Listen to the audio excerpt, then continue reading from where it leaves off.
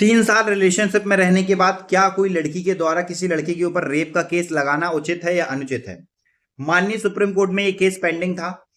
Case पे applicant जो थे वो थे मदन कुमार नाम के एक व्यक्ति।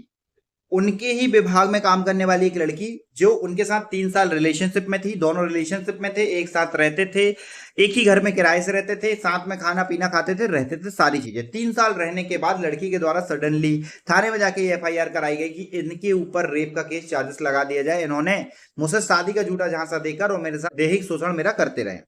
तो डिस्ट्रिक्ट कोर्ट ने नहीं सुनी, हाई कोर्ट ने भी उनकी अपील को खारिज कर दिया। सुप्रीम कोर्ट की जस्टिस संजय किशन कौल की जो बेंच है, उन्होंने इस बात पे उल्लेख किया कि किसी लड़की के द्वारा 3 साल रिलेशनशिप में रहने के बाद यदि एफआईआर कराई जाती है रेप की, तो ये कानूनी तौर पे गलत है और ये आपको दिए गए राइट्स का दुरुपयोग कहलाएगा।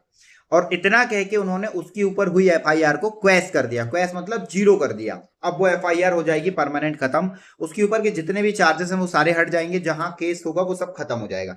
वहां से डिस्ट्रिक्ट कोर्ट में जाएगा जहां उसका केस चल रहा था, वहां से उसको बरी कर दिया जाएगा क्योंकि क्वैश हो चुका है। बात यहां आती है कि क्या ये सही है?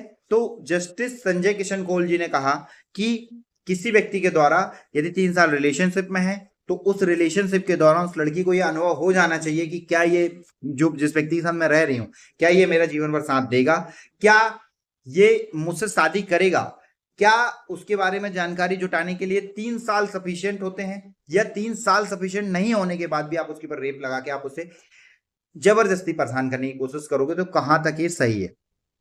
तो यदि आप भी रिलेशनशिप में हैं और यदि बाद में ऐसी कोई बात आती है तो आप जस्टिस किशन कौल जी के इस जजमेंट को निकाल के अपने केस पे यूज कर सकते हैं कि किसी भी लड़की के द्वारा रिलेशनशिप में रहने के दौरान 3-4 साल रिलेशनशिप में रहने के दौरान एफआईआर अगर रेप की कराई जाएगी तो वो ऑटोमेटिकली क्वैश हो